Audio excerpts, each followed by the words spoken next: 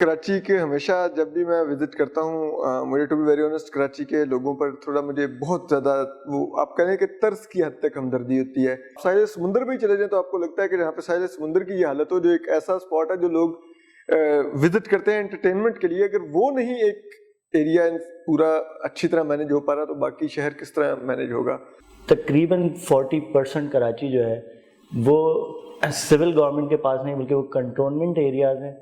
جو کہ ملٹری رن ادارے ہیں, جس میں کلفٹن کنٹونمنٹ ہے, شاہ فیصل کنٹونمنٹ ہے, صدر کنٹونمنٹ ہے اور DHA جو سب سے بڑا ڈیفنس ہاؤسنگ اتھارٹی. جی میں تو اور وہاں کی صورتحال آپ دیکھ سکتے ہیں کہ یہ سو کال جو ہے اس ملک کے سب سے آرگنائزڈ اور سب سے کامیاب اور بہت ہی اہل ادارے ہیں. سپریم کورٹ کے جج اور پھر چیئرمین نائب, تو کیا یہ ہماری پولیٹیکل ایلیٹ کے لیے یا اس کے لیے یہ اس کے انحطاط کی یا اس کے زوال کا ایک کیا ہے, مطلب یہ تو بہت ہی گھناؤنا کردار نہیں, اس طرح کے لوگ اتنے اہم عہدوں پہ تعینات رہیں. ریاست نے اچھے کاموں کے لیے اچھے لوگ, گندے کاموں کے لیے گندے لوگ رکھے ہوتے ہیں. السلام علیکم ویورز, آج ہمارے ساتھ جو ہیں ایک بہت ہی خاص مہمان ہیں جو کہ اسلام آباد سے تشریف لائے ہیں اور سینئر صحافی ہیں, ولاگر ہیں اور بہت زیادہ سوشل میڈیا ایکٹیوسٹ کے طور پہ بھی جانے جاتے ہیں. اسد علی طور صاحب, السلام علیکم اسد صاحب. بہت بہت شکریہ آج ہمارے آفس آنے کا آپ کا. تھینک یو عادل صاحب, آپ نے مجھے موقع دیا, انوائٹ کیا, آپ کا خوبصورت آفس دیکھیں, بہت اچھا لگا. شکریہ, آپ کو ہمارا آفس پسند آیا. ویسے آپ کا کراچی آنا کیسے ہوا؟ یہ کراچی جو ہے اسلام آباد والے لوگ تو کم ہی آتے ہیں, ہمیں ہی جانا پڑتا ہے ادھر. تو بس وہ ایک دوست ہیں سیرل المائدہ, تو ان کی مدر کی ڈیتھ ہو گئی تھی تو میں اس کے لیے آیا تھا, تو پھر وہاں سے آج فری ہوا پھر میں آپ کے پاس آیا ہوں. نہیں, تھینک یو سو مچ آپ کو. تو کراچی آپ کو دیکھا کہ ہمارے شہر کے مسائل کیا ہیں؟ اور مجھے کراچی کے ہمیشہ جب بھی میں وزٹ کرتا ہوں مجھے to be very honest Karachi کے لوگوں پر تھوڑا مجھے بہت زیادہ وہ آپ کہیں کہ طرز کی حد تک ہمدردی ہوتی ہے کہ ٹوٹی سڑکیں, کوئی نکاسی آپ کا کوئی پراپر نہیں ہے سسٹم, کوئی کوڑا کرکٹ کو مینیج کرنے کا نہیں ہے. آپ ساحل سمندر پہ ہی چلے جائیں تو آپ کو لگتا ہے کہ جہاں پہ ساحل سمندر کی یہ حالت ہو, جو ایک ایسا اسپاٹ ہے جو لوگ وزٹ کرتے ہیں انٹرٹینمنٹ کے لیے, اگر وہ نہیں ایک ایریا پورا اچھی طرح مینیج ہو پا رہا تو باقی شہر کس طرح مینیج ہوگا. تو مجھے ہمدردی ہوتی ہے یہاں کے لوگوں سے کہ یہ پڑھے لکھے کا مطلب ہم جیسے لوگوں کے مقابلے میں بہت پڑھے لکھے لوگوں کا شہر ہے. یہاں کا جو ریونیو ہے وہ ہم لوگوں کے مقابلے میں بہت زیادہ ہے, 60 to 70% یہ ملک میں کنٹریبیوٹ کرتا ہے. اس کے باوجود اس شہر کی جو حالت ہے وہ بڑی قابل رحم ہے. تو اس شہر کی حالت میں ہم عمومی طور پہ جو ہے پولیٹیکل پارٹیز ایک دوسرے کو مورد الزام ٹھہراتی رہی ہیں. پیپلز پارٹی MKM کو ٹھہراتی ہے اور MKM اور کراچی کی دیگر جماعتیں جو ہیں پیپلز پارٹی کو لیکن یہ آپ کو یہ بات کرنا ہے کہ کراچی کا ایک تقریباً 40% کراچی جو ہے وہ سول گورنمنٹ کے پاس نہیں بلکہ وہ کنٹونمنٹ ایریاز ہیں جو کہ ملٹری رن ادارے ہیں, جس میں کلفٹن کنٹونمنٹ ہے, شاہ فیصل کنٹونمنٹ ہے, صدر کنٹونمنٹ ہے اور DHA جو سب سے بڑا ڈیفنس ہاؤسنگ اتھارٹی. جی میں تو اور وہاں کی صورتحال آپ دیکھ سکتے ہیں کہ یہ سو کال جو ہے اس ملک کے سب سے آرگنائزڈ اور سب سے کامیاب اور بہت ہی اہل ادارے ہیں. جی بالکل, میں نے یہ چیز نوٹ کی شاہراہ فیصل پر بھی ٹریول کرتے ہوئے کہ کس طرح سے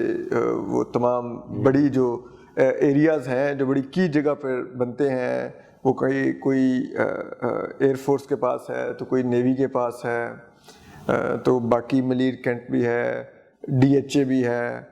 یہ سب کچھ الحمدللہ ہمیشہ کی طرح اس شہر میں بھی جو سب سے کی جگہ ہیں وہ ہمارے عسکری اداروں کے پاس ہی ہیں. پراپرٹی کی میں نے ہمیشہ سے میرا یہ ماننا ہے کہ ان کی سینس اچھی ہے, اچھی لوکیشنز وہ لیتے ہیں. تو لیکن جو چیز میرے لیے بڑی افسوسناک ہے, میں نے یہاں کے DHAs میں بھی گھوم کے دیکھ لیا ہے کہ DHAs میں بھی بڑی قابل رحم حالت ہے. نہ پارکنگز ہے پلازوں میں, نہ کچھ ہیں, کھڑے کر دیے گئے ہیں, تنگ گلیاں ہیں. مطلب DHA اور بحریہ ٹاؤن تو ہماری نظر میں یہی آتا ہے کہ ذرا کھلے ہوں گے. بڑا کراچی DHA جو ہے وہ آپ کو یقیناً ایسا منظر پیش کرے گا کہ یہ کوئی جیسا کہ اس ملک کا حال ہے جی جی یا اور اس کو نہیں کراچی ڈی ایچ اے آپ کو بتائے گا کہ یہ کراچی کا ڈی ایچ یہ کراچی کا ڈی ایچ اے ہے بالکل ٹھیک ہے وہ کراچی کے شہر کے اس پہ معیار پر پورا اترتا ہے کیونکہ اس پورے ملک کے ڈی ایچ اے سے آپ اس ڈی ایچ اے کا کمپیریزن نہیں کر ڈی ایچ اے کو بنانے والے بیسکلی یہاں رہتے نہیں ہیں جی جی وہ رہتے لاہور ڈی ایچ اے میں ہیں وہ اسلام آباد کی کسی پوش ایریا میں رہتے ہیں کیونکہ وہ اس ڈی ایچ اے کو رن کرنے والے اور بنانے والے وہ اس شہر میں نہیں رہتے ہیں وہ یہاں صرف 2 سے 3 سال کی پوسٹنگ کے لیے آتے ہیں اس میں وہ کافی کروڑوں اربوں بنا دیتے ہوں گے یہ تو خیر مطلب کروڑوں اربوں میرے خیال سے کچھ کم ہے اس کے وہ سمجھ میں کیونکہ وہ میں مڈل کلاسی ہوں نا تو میری ذہن کی ایک خاص استعداد ہے میں پیسہ سوچ سکوں کہ کوئی اتنا کما سکتا ہے اس چلیں آپ یہاں آئے ہیں تو آپ سے اس بہانے ہم یہ بھی بات کریں کہ آج وہ جسٹس جاوید اقبال صاحب جو ہے وہ جو فارمر چیئرمین نیب ہیں اور جسٹس ریٹائر جاوید اقبال صاحب ان کے حوالے سے آج پی ایس سی کی میٹنگ بھی ہوئی ہے اور طیبہ گل صاحبہ جو کہ ان کا ایک اسکینڈل آیا تھا ایک خاتون کے ساتھ جنہیں وہ ہراساں بھی کر رہے تھے تو انہوں نے بھی کوئی اپنے بیانات دیے ہیں آج پی ایس سی میں اور ایک اور بھی مسنگ پرسن کے حوالے سے بھی پچھلے دنوں ایک ویڈیو آئی ہے جس میں آمنہ مسعود جنجوہ صاحبہ نے الزام عائد کیا ان پہ کہ وہ جو ہے ایک مسنگ پرسن کی جو اہلیاں تھیں ان کو ہراساں کرتے رہے اس طرح کے ورڈز بولے ان کو کہتے رہے کہ تم بہت خوبصورت ہو تمہیں شور کی کیا ضرورت ہے یہ تو جسٹس جاوید اقبال ویسے ہماری کرنٹ پولیٹیکل ہسٹری کے بہت ہی کنٹروورشل فگر ہیں تو یہ مطلب اور وہ اتنے اہم عہدوں پہ فائز رہے ہیں جس میں سپریم کورٹ کے جج اور پھر چیئرمین نیب تو کیا یہ ہماری پولیٹیکل ایلیٹ کے لیے یا اس کے لیے یہ اس کے انحطاط کی یا اس کے زوال کا ایک کیا ہے مطلب یہ تو مطلب بہت ہی گھناؤنا کردار نہیں اس طرح کے لوگ اتنے اہم عہدوں پہ تعینات رہے ہیں دیکھیں جسٹس جاوید اقبال نا بڑے نوٹوریس کریکٹر ہیں ٹھیک ہے اور ریاست نے اچھے کاموں کے لیے اچھے لوگ گندے کاموں کے لیے گندے لوگ رکھے ہوتے ہیں کیونکہ اچھا آدمی گندا کام نہیں کرتا تو ریاست نے جو اپنے گندے کپڑے دھونے تھے وہ انہوں نے جسٹس جاوید اقبال سے دھلوائے اور جسٹس جاوید اقبال نے انتہائی اطمینان سے چوک میں بیٹھ کے وہ کپڑے دھوئے ٹھیک ہے آپ ان کا ٹینیور سپریم کورٹ کے جج کا دیکھ لیجئے وہ وہاں پر کیا حرکتیں کرتے رہے ہی واز نون دیر کہ وہ وہاں پر خواتین والے ان کے معاملات ہیں جج ہوتے ہوئے ٹھیک جی ان کے اور ثاقب نثار کے ایک بڑا مشہور سکینڈل ہے متی اللہ جان صاحب نے انویل کیا تھا ایک اٹالین لیڈی آتی تھیں وہ کبھی ان کے آگے بینچز کا لگتا تھا کبھی اس کے آگے یہ دونوں کھیلنے لگے ہوئے تھے اس کو بینچز بنا کے ٹھیک ہے پھر انہوں نے ان خاتون کا کوئی ڈائیورس کا میٹر سیٹل ہونا تھا اور وہ میٹر وہ تمام کورٹس میں ہار چکی تھیں ایون کہ باہر اٹلی میں بھی ہار چکی تھیں پاکستان میں بھی وہ نچلی کورٹس میں ہار چکی تھی ہائی کورٹ تک میں ہار چکی تھی پھر وہ سپریم کورٹ میں آ گئی تو ان دونوں کی نظر پڑ گئی انہوں نے کہا یہی تو کیس ہے اور اس کے بعد انہوں نے ثاقب نثار موصوف نے اس خاتون کے دیور کو اٹھوایا اپنے چیمبر میں زمین پہ بٹھایا پولیس کے ایس پی کو بلا کے ادھر بٹھایا اور کہا اس سے پیسے لے کے دو اس کو پریشرائز کیا اس نے کہا میرے پاس ابھی پیسے نہیں ہیں اس کو کہا اچھا تو چیک کاٹ کے مجھے دے دے میرے نام کا میں اس خاتون کو اپنے چیک سے پیمنٹ کر دیتا ہوں اپنے اکاؤنٹ سے ثاقب نثار نے اس کو پیمنٹ کی مجھے یقین نہیں ہے جی یہ سپریم کورٹ میں جسٹس جو بعد میں چیف جسٹس بنے ثاقب نثار کے چیمبر میں ہو رہا ہے اس خاتون کو اپنے چیک سے پیمنٹ کی اور اس کو کہا کہ میں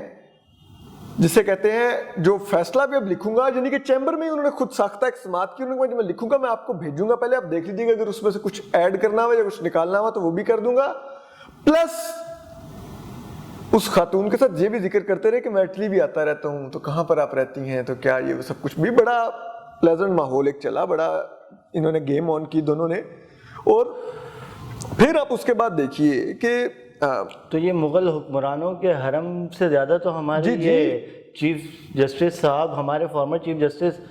مطلب سپریم کورٹ کا یہ معاملہ ہے اور میں بالکل مجھے اس بات کا پتہ ہے کہ آپ بغیر تصدیق کوئی بات نہیں کرتے لیکن میرا دل نہیں چاہ رہا کہ میں یہ بات مانوں کیونکہ ایک چیف جسٹس کے عہدے یہ بائی دی وے آپ متی اللہ جان نے پوری ڈاکومنٹری کی تھی جس میں ان لوگوں کے انٹرویوز بھی ہیں مجھے بالکل یہ دیکھنے کی ضرورت ہے میں بالکل کروں گا تو پھر اس کے بعد آپ دیکھیے کہ یہ موصوف مطلب ان کی ایک پوری ٹائم لائن ہے آپ تو حیران رہ جائیں گے ان عہدوں پہ کیسے پہنچا پھر یہ انہوں نے گلشن جناح میں ایک اپارٹمنٹ ہمیں ذرائع بتاتے ہیں ان کے پاس تھا جس میں یہ خود سے جڑی بوٹیوں سے خصوصاً کو مردانہ صلاحیتوں کی دوائیاں تیار کرتے تھے جو یہ خود آزماتے بھی تھے. اور پھر اس کے بعد ان کی ظاہری بات ہے جب کسی کا اتنا کردار جسے کہتے ہیں مجھ جیسے ایک ٹچے کو بھی معلوم ہو کہ وہ اتنا کھلے عام یہ سب کچھ کرتے ہیں تو پھر اداروں نے بھی دیکھا, انہوں نے کہا کہ یار یہ تو بڑے یوزفل کریکٹر ہیں. تو پھر ان کو ایبٹ آباد کمیشن بھی دیا گیا, ٹھیک ہے, جہاں پہ امریکی ہیلی کاپٹر آ کے ہماری سیکیورٹی بریچ کر کے ہماری سب سے ایک جسے کہتے ہیں وہ آپ کہہ لیں کہ سب سے وہ جسے کہتے ہیں نا کریم جو ایک ہماری ملٹری اکیڈمیز کیا ہے ایبٹ آباد والی, وہاں سے ساتھ سے وہ اس کے پچھواڑے سے وہ اٹھا کے لے گئے اسامہ بن لادن کو مار کے, ٹھیک ہے. تو اس کمیشن کے بھی یہ موصوف سربراہ بن گئے اور اس کمیشن میں بھی پھر کیا ہوا, کسی کے کوئی رسپانسبلٹی فکس ہوئی, کسی کو سزا ہوئی, کچھ بھی نہیں ہوئی. اور کیونکہ مٹی پاؤ کمیشن بنا تھا تو انہوں نے کہا جاوید اقبال سے بہتر کوئی نہیں ہے. پھر اس کے بعد آپ دیکھیے ان کو چیئرمین نیب بنا دیا گیا. تو انہوں نے پچھلے کئی سالوں میں کیا کیا, ٹھیک ہے, کہ جب ریاست نے اپوزیشن کو امپورٹنٹ رکھنا تھا تو انہوں نے جسٹس جاوید اقبال کا استعمال کیا کہ ہر اپوزیشن رہنما کو انہوں نے اٹھا کے جیل میں ڈال دیا فریولس مقدمات میں. اور وہ مقدمات جب سپریم کورٹ میں یا ہائی کورٹ میں چیلنج ہوئے تو آپ فیصلے پڑھ لیجئے, جو بیل کے فیصلے شاید خاقان عباسی کے آپ پڑھ لیجئے, ان کے مفتاح اسماعیل کے آپ پڑھ لیجئے, خواجہ آصف کے جو جسٹس اطہر منلہ نے تحریر کی اسلام آباد ہائی کورٹ میں, جو سپریم کورٹ میں خواجہ سعد رفیق کا فیصلہ لکھا جسٹس مقبول باقر نے, آپ فیصلے پڑھ لیجئے, آپ کو ان کے بنائے ہوئے کیسز کی ورث پتہ چل جائے گی. پھر آپ دیکھیے کہ بات یہیں نہیں رکتی, آپ نے ان کو لاپتہ افراد کمیشن کا بنا دیا,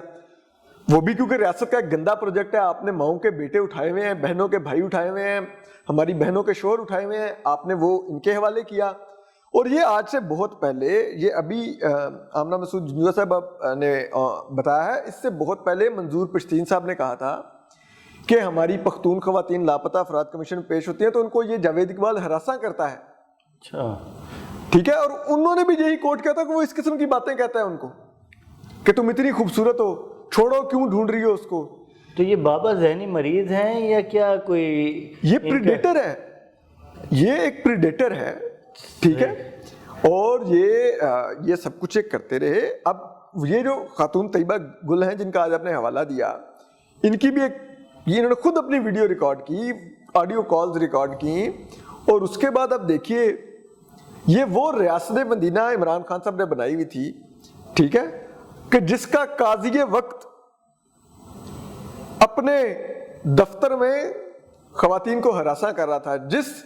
جس شخص سے جو پوری قوم کا حساب کر رہا تھا, وہ خود اپنا اس سے کسی نے حساب ہی نہیں مانگا کہ تو دفتر میں کیا کر رہا تھا. وہ کنٹینیو کیا, بلکہ اس کو ایکسٹینشن دی عمران خان صاحب نے. اتنے گندے کردار کو ایکسٹینشن دی اور کنٹینر پہ چڑھ کے کہتے ہیں ایاک نعبد و ایاک نستعین. یہ تو مطلب ایک بہت ہی ہمارے ملک کی سیاست کا ایک اتنا یہ گھناؤنا چہرہ ہے کہ اس کو دیکھ کے تو اپنے آپ سے بھی شرم آتی ہے. اور مطلب میرے میں اب یہ شک نہیں رہی کہ یہ کارنامے سننے کی مزید. تو میں تھوڑا سا ایک آگے بڑھتے ہیں, اور اس پہ مجھے جس طرح آپ بتا رہے ہیں کہ یہ جتنے ایک ریاست کے لیے جتنے گناؤنے کام یہ انجام دیتے رہیں, تو مجھے لگتا ہے کہ پھر ان کو بچانے کے لیے بھی پھر وہی ریاستی ادارے آ جائیں گے. میرا یہ ماننا ہے کہ یہ اتنا کھلے عام اپنے دفتر کے اندر بھی یہ سب ایکٹیویٹیز اس لیے کرتے تھے کیونکہ ان کو پتا تھا کہ جن کے لیے میں کام کر رہا ہوں وہی ویڈیوز بنا کے لوگوں کو بلیک میل کرتے تھے. جب ان کا کام اس طرح میں کرتا ہوں, مجھے بلیک میل کیوں کریں گے؟ وہ ریاستی ادارے آ جائیں گے. تو اس کا مطلب ہے کہ بس یہ کسی میڈیا ٹرائل کی حد تک ہی میرا خیال یہ معاملہ رہے گا. ہاں, وہ میرے جیسے آپ ایک آدھا کوئی شخص بات کر لے گا میڈیا میں, باقی کون بات کرے گا, کیا کر لے گا. صحیح بات. دوسرا یہ اینکر عمران ریاض خان صاحب کو گرفتار کیا گیا ہے, اور کل رات کو بھی ان کی پیشیاں چلتی رہیں مختلف ادھر سے ادھر. میں مطلب ان کے جو گرفتاری ہوئی ہے اس پہ دو قسم کے تبصرے, ایک پی ٹی آئی اور پرو پی ٹی آئی لوگ یہ کہہ رہے ہیں کہ یہ آزادی صحافت پہ حملہ ہے اور صحافیوں کو اس پہ اور انسانی حقوق کے اداروں کو اس پہ آواز اٹھانی چاہیے. دوسرا یہ ہے کہ یہ ایک پولیٹیکل معاملہ ہے اور وہ ان کی پولیٹیکل اسپیچ تھی جو انہوں نے جو تو آپ اس کو کس نظر سے دیکھتے ہیں؟ دیکھیے یہ بیسکلی 5th جنریشن وار پروجیکٹ جو ان سے نا وہ ہمارے ریاستی اداروں کے گلے پڑ گیا. تو یہ ان کے 5th جنریشن وار کے ایک سولجر تھے, ٹھیک ہے. ان کو پالا گیا. یہ تو جنرل تھے میرے خیال میں, ان کے پاس تو بلٹ پروف گاڑیاں, ان کے گارڈ, ان کے فارم ہاؤسز, جی جی ان کی بندوقیں, ہاں ان بالکل, کے تو مطلب یہ تو ماشاءاللہ سے مطلب بریگیڈ کے یہ جنرل تھے, کمانڈر تھے اس بریگیڈ کے, کمانڈر تھے. ٹھیک ہے. یہ جو سوشل میڈیا پہ پاکستان کی جو فوج تھی یہ اس کے کمانڈر تھے. اور بات یہ ہے کہ ان کو آپ نہیں کہہ سکتے صحافی, یہ خود اپنے منہ سے کہہ رہے ہیں کہ مجھے بلا کے ویڈیوز دکھاتے تھے, فائلیں دکھاتے تھے. مجھے ایک چیز بتائیے, میں بھی اس فیلڈ میں ایک عرصے سے ہوں, بالکل ہمیں بھی یہ دعوتیں دی جاتی ہیں کہ آپ آئیے ملیے, تو میں یقین مانیے میں آج تک نہیں ملا. اور میرا سوال ان سے ہوتا ہے جو یہ دعوت لے کے آتے ہیں کہ کس اتھارٹی کے تحت وہ مجھے ملنا چاہتے ہیں,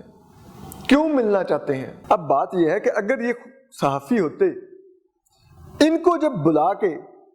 ویڈیوز دکھائی جا رہی تھیں, فائلیں پڑھائی جا رہی تھیں سیف ہاؤسز میں, تو ان کا کام یہ تھا کہ یہ نہ دیکھتے کہ یہ فائل میں کیا دکھا رہے ہیں, یہ پہلا ایک سوال کرتے کہ سر آپ کے پاس کیا اتھارٹی ہے یہ کرنے کی, آپ پولیس ہیں, آپ ایف آئی اے ہیں, آپ کے پاس آئین میں کہاں پہ مینڈیٹ ہے کہ آپ لوگوں کے فائلیں لے کے بیٹھے ہوئے ہیں, لوگوں کی ویڈیوز بنا کے بیٹھے ہوئے ہیں, لوگوں کی آڈیوز ٹیپ کر رہے ہیں. بالکل ٹھیک. آپ کو تو ہم جو بجٹ دے رہے ہیں,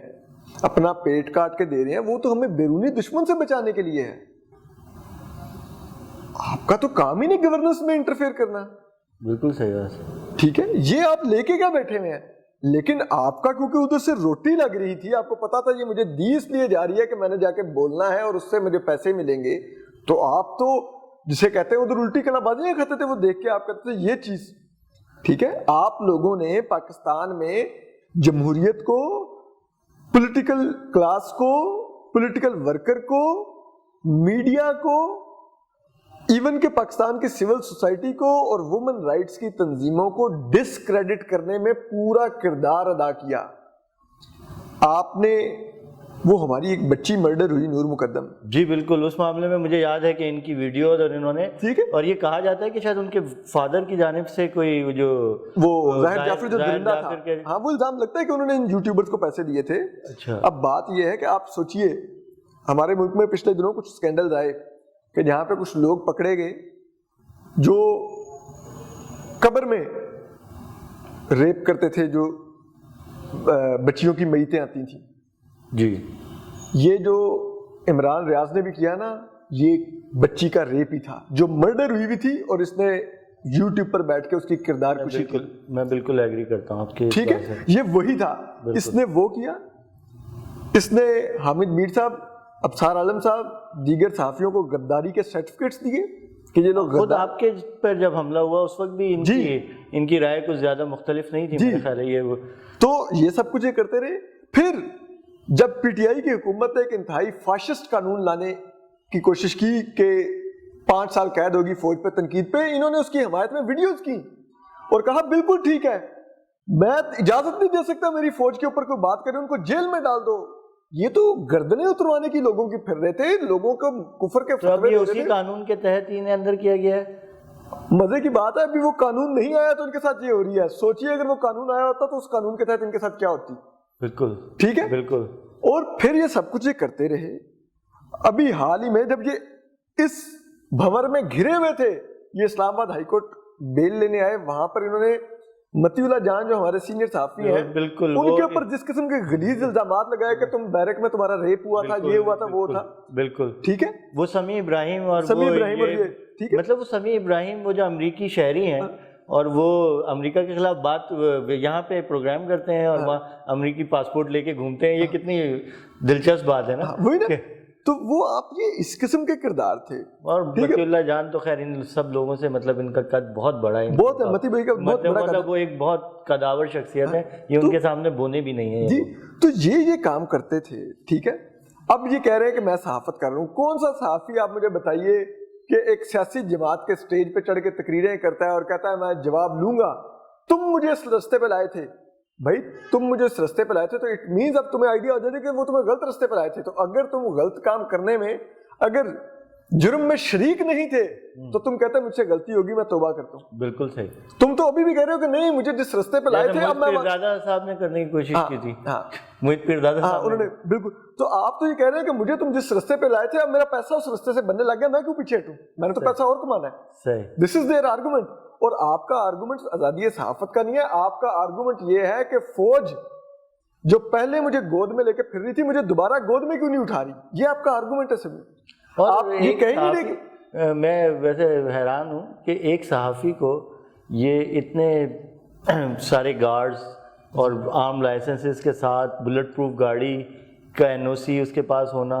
वो ये सहाफ़ी तो मतलब मुझे कहीं से ये सहाफ़त का तो कहीं कोई शायबा नज़र नहीं आता, ये तो कहीं एक वडेरा या जागीरदार या कोई इस तरह का लुक है उन हजरत का। तो और फिर वो सहाफ़त का फिर वो सहारा जब वो हो तो, और इससे पहले जो वो तनकीद कर रहे थे, ये सब चीज़ें कर रहे थे, तो वो कौन सा वो कोई सहाफ़त कर रहे थे जिस पे मौजूदा आर्मी चीफ या उनकी जो क़यादत है, फ़ौजी क़यादत, उस पर जो वो तनकीद कर रहे हैं पिछले कुछ चंद माह से, तो क्या ये सहाफ़त है वो जो कर रहे हैं? यही असल मसला है कि वो जो तनकीद कर रहे हैं वो तनकीद आज़ादी सहाफ़त की नहीं कर रहे, वो तनकीद जमहूरियत की नहीं कर रहे, वो तनकीद सिविलियन सुप्रीमेसी की नहीं कर रहे, वो तनकीद ये कर रहे हैं कि जिस तरह से पहले आप इंटरवेंशन कर रहे थे और आपने मेरी जमात पीटीआई को कंधे पे उठाया हुआ था, वैसे क्यों नहीं दोबारा उठा रहे? अगर नहीं उठा रहे तो इट मीन्स आप मीर जाफर हैं, आप मीर सादिक हैं। क्वेश्चन ये बनता था कि आप क्यों सियासी हुकूमतें लाते हैं, गिराते हैं, नई सियासी जमातें बनाते हैं, उनको हुकूमतों में लाते हैं, ये आपका कहाँ से मैंडेट है? ये है क्वेश्चन जिस पर बात होनी चाहिए। ये नहीं होनी चाहिए कि आप आदिल को क्यों लाए और फिर क्यों निकाल के असद अली तूर को क्यों लाए, आप आदिल को ही वापस ला के बिठाएं। ये क्वेश्चन नहीं है, ये अवाम को डिसाइड करने दे कि इस कुर्सी पे आदिल भाई बैठेंगे या असद अली तूर आके बैठेगा।